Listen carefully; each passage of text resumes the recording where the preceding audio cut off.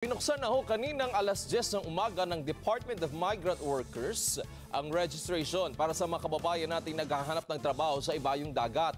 Isa ito sa Mega Jobs Fair na ikinasa ng gobyerno ngayong araw ng paggawa para sa mga Pilipinong job seeker.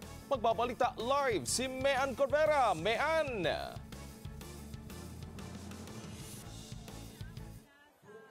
5,000 trabaho sa abroad ang iniaalok ngayon ng Department of Migrant Workers sa pakikipagtulungan ng iba't ibang recruitment agencies kasabayan ng pagdiriwang ng Labor Day ngayong araw. Ito ay isinasagawa sa isang mall dito sa Ortigas City.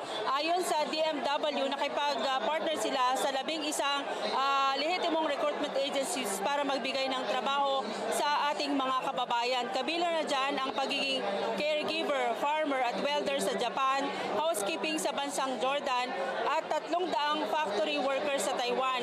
May trabaho rin na naghihintay para sa mga Pinoy sa North America, sa Europe at sa Middle East. Bago ang application process, nagsagawa muna ng pre-orientation seminar ang DMW para sa mga manggagawang mag-a-apply. Kasama sa tinilakay ang mutual agreement ng isang manggagawa sa kanyang pamilya na pinapayagan siyang mga ibang bansa at tamang paggastos ng kanilang matatanggap na sweldo para hindi mabangkarote pag uwi nila ng Pilipinas. Paalala naman ng DMW, dapat ang apply ang trabaho may job order para hindi mabiktima ng mga illegal recruiters. Narito ang bahagi ng kanilang pahayag. Dapat mag-apply po sila sa isang licensed recruitment agency. Okay?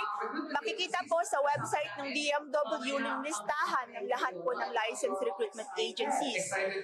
Dapat sa loob din po ng office ng agency yung mga transaksyon, especially na po yung pagbabayad. Kung may babayaran ng placement fee, doon po dapat sa loob ng office ng agency. Okay? At saka siguraduhin din po yung trabaho ina-applyan po ay may approved job order. Yung job order po, yung listahan po noon, nakalista po or makikita po sa website namin, yung dmw.gov.ph, nakalist po doon lahat ng approved job orders. Which paperless ang application dito sa DMW kung wala kang QR code kung saan nakalista yung lahat ng detalye ng isang aplikante, hindi ka rin papayagang makapasok. Wala ring direct hiring dahil lahat ng mag-a-apply ay sasalang muna sa rigid process. Kasama na yung pag-i-interview at pag-alam kung sila ba ay may tamang paggastos pagpunta nila sa abroad. Wedge.